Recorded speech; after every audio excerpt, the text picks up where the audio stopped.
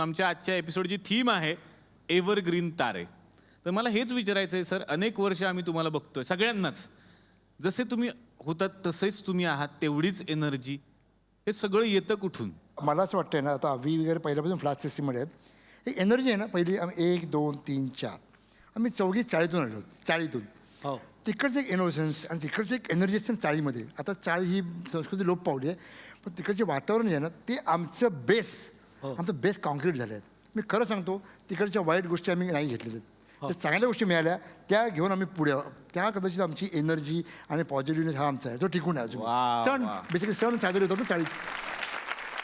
सरांनी चाळीचा उल्लेख केला आणि मला सगळ्यांना सांगावंसं वाटेल की चाळीनंतर माणूस हळूहळू फ्लॅटमध्ये येतो, तिकडे त्याचं घर हवं असं वाटतं. पण प्रदीप सरांचं प्रेम अजूनही त्या चाळीवरती आहे आणि सर अजूनही तिकडेच वास्तव्य करतात. तर चाळीनं प्रदीपजींना काय काय शिकवलं? चाळीतनं तसं पाहायला गेलं तर सगळ्याच गोष्टी चाळीतनं शिकवल्या गेल्यात. म्हणजे एकत्र राहायचं, सगळ्या माणसांनी एकत्र यायचं, काही झालं की सगळ्यांनी एकत्र धावून यायचं, कुठे काही प्रॉब्लेम झाला तरी एकत्र यायचं, आनंद असला तरी एकत्र यायचं. त्यामुळे चाळीमुळे बऱ्याच गोष्टी शिकायला मिळाल्या. मोरूची मावशी हे इतकं गाजलेलं नाटक आणि प्रशांत दामले मोरू आणि तुम्ही भैया होतात, पण त्यातलं एक खूप छान गाणं आहे जे तुम्ही गायचात सर. हो हो. तर आता मंच आहे, माईक आहे, आमची इच्छा आहे की त्याची एक झलक आमच्या समोर झाली. ही पोरगी नाहीच तसली आहे, हुंडी लाखाची असली, पण वटायला हवी, वटायला हवी, मला गटायला हवी.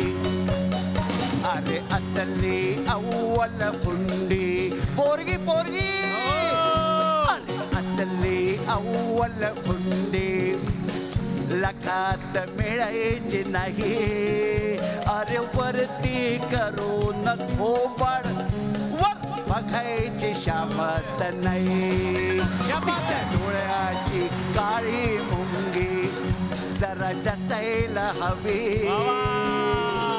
या लखाच्या अस्सल हुंडी चुकलं, या प्रेमाच्या सुंदर कुंडीत कळी फुलायला हवी, मला वटायला हवी, मला वटायला हवी. थँक्यू. ज्या रंगभूमीमुळे ही एनर्जी मिळते.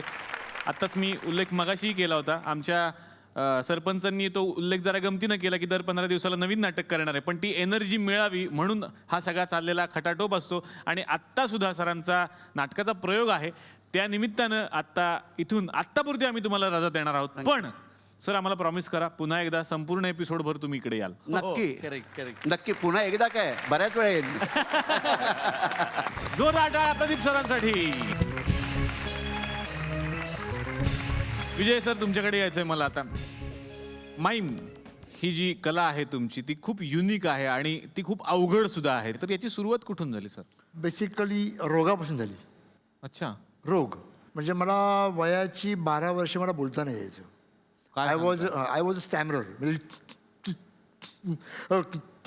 एवढं अडकायचो मी. मला कॉन्फिडन्स नव्हता. मी फिजिकली खूप वीक होतो. खूप वर्ष मी सुरुवातीच्या आजारी होतो मी. तर त्यामुळे झालं काय, बारीक होतो मी, तर स्टॅमरर होतो मी. म्हणजे औषधं घेऊन घेऊन माझी जीभ जड झाली होती, मला बोलताच येईना. म्हणजे लिटरली वयाची 12 वर्ष मी बोलत नव्हतो. त्यामुळे झालं काय की मी असं केल्यामुळे माझ्या वेन्स ना सगळ्या त्या मोकळ्या झाल्या, म्हणजे डोळे मोठे झाले, एक्सप्रेसिव्ह झाले. म्हणजे सगळं मला तिकडे जायचं आहे, हे सगळं मी अवॉइड करतो. शब्द मी अवॉइड करायचो मी आणि जास्त ॲक्शननी बोलायचो मी. आणि ते हळूहळू झालं मला की मी खूप एक्सप्रेसिव्ह व्हायला लागलो. मी डान्स करायला, मला फिजिकल गोष्टी आवडायच्या. मी कॉलेजला पिकनिकला गेलो होतो आणि ते डमसारक असते ना, चिठ्ठी आल्यावर हे करायचं, तर ॲक्ट लाईक चार्ली चॅप्लिन असं मला आलं. अरे बापरे, कोणाला माहिती चार्ली चॅप्लिन कसं काम करतो. आणि नेमके चार्ली चॅप्लिन वारले होते. त्याची मी इंडियन न्यूजमध्ये एक क्लिप बघितली होती, म्हणजे 1-1.5 मिनिटाची. तर म्हटलं आलं ॲक्टर चार्ली चॅप्लिन, म्हटलं काय चला करूया यार, म्हटलं करूया. वा, ये बात. असं केलं आणि अशाच टाळ्या आल्या. अच्छा, मग चार्ली चॅप्लिन असं करतो का, असं एक्सप्रेस होतो का, म्हणून बघायला लागलो मी. आणि तिथून मला शोध लागला मायमिंगचा. मी आता विजय कदम सर तुमच्याकडे येणार आहे. इतकी वर्ष सर अनेक दिग्गजांच्या सोबत तुम्ही काम केलं. मला विचारायचं, विजय कदम यांची सुरुवात कशी झाली होती? मी ज्या शाळेमध्ये होतो शिरोडकर हायस्कूल, तिथला एक अतिशय चांगला नियम आहे की प्रत्येक वर्गाने दरवर्षी गणपती आणि शारदोत्सवामध्ये काहीतरी कार्यक्रम सादर करायचा. मग तुम्ही एकांकिका करा, तुम्ही लोकनृत्य सादर करा, तुम्ही समूहगीत सादर करा. तर हे सादरीकरणाची आम्हाला सक्ती असल्यामुळे काय झालं की तिथून ते सुरू झालं. आणि 5वी ते 11वी तर मी मुळात दरवर्षी आंतरशालेय ज्या काय आमच्या वैयक्तिक अभिनय स्पर्धा असायच्या तिथे शाळेतर्फे मीच जायचो. मी ज्या गिरण गावात राहत होतो ह्या गिरण गावात प्रत्येक समारंभानिमित्त सोंगी भारूड, पोवाडे, कीर्तन, भजन आणि लोकनाट्य ह्याचा आमच्याकडे जरा म्हणतो की सुगीचा काळ असायचा. आणि हे सगळं पाहिल्यामुळे ना हे कुठेतरी असं मनावरती बिंबत गेलं आणि काहीतरी आपण ह्यातलं चांगलं करायचं आणि मग लक्षात आलं की अरे लोकनाट्य हा प्रकार असा आहे की जिथे तुम्हाला आत्ता जे काय चालू आहे त्याच्यावर पण तुम्हाला बोलता येतं आणि नंतर गोष्टी येतच गेल्या त्या सगळ्या त्या क्या बात है, क्या बात है. महाराष्ट्राची लोकधारामध्ये आपण लोकधारामध्ये होतात. तुम्ही ज्या सगळ्या कलांचा उल्लेख केलात, असाच एक व्यक्ती ज्यांना सगळ्यातलं सगळं यायचं, जे उत्तम अभिनेते होते, उत्तम विनोद करायचे, दिग्दर्शक होते, लेखक होते, वादन करायचे, आमच्या सगळ्यांचे लाडके सतीश तारे सर. आणि विच्छाचे तुम्ही अनेक प्रयोग त्यांच्या सोबत प्रयोग केलेत सर. तर तो अनुभव कसा होता? विच्छाच्या प्रयोगाला म्हणजे खास करून बतावणी करताना सतीश आणि मी तर म्हणेन की तर इतक्या बारीक जागा त्याच्याकडून यायच्या. एकदा असंच झालं की त्यात तो म्हणतो ना की नाका मोदीने उंट लंबोती. तर म्हटलं हे कंचा दागिना नाही म्हणजे हा वामनरी पेटे का हा आपला पुन्हा गाडगीळ. तर तो म्हणा नाही पुन्हा नाही हा जुना गाडगीळ.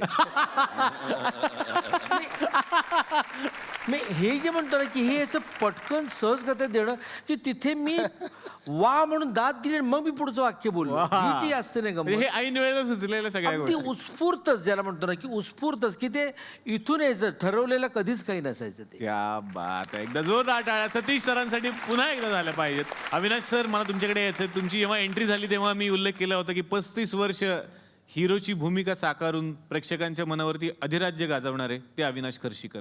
पण त्या काळामध्ये हिरो या उपाधीपर्यंत पोहोचण्यासाठी तुम्हाला काय स्ट्रगल करावा लागला? अरे बापरे, मी आलो पहिल्यांदा म्हणजे प्रोडक्शन करायला इकडे आलो. तो रमेश देवांचं एक पिक्चर होतं या सुखानं या. तेव्हा आम्ही एक आव्हान नावाचं नाटक करायचो. त्यात रमेश, सीमाताई, कुलदीप पवार याचा मेवणा होता मास्टर अलंकार, याची बायको होती पद्मश्री, जयंत सावरकर. असे 13 प्रयोग झाले आणि आमचा एक मोठा दौरा होता नागपूर साईडला. आणि जयंत त्या प्रयोगाला काही येऊ शकत नव्हता.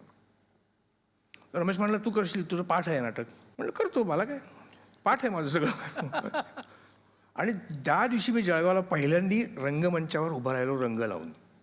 वा. आणि तेव्हापासून रंग लागत चालू आहे. 78 साल माझ्या आयुष्यात खूप लकी ठरलं मला. कारण त्याच वर्षी मला सौजन्य जयश्री मिळाली, ज्यांनी मी रिकग्नाईज झालो, लोकांपर्यंत पोचलो. तुझं आहे तुझं पशी बदला श्याम आणि माझी बायको माझी मेवणी, ही तिन्ही नाटकं त्या वर्षी आली.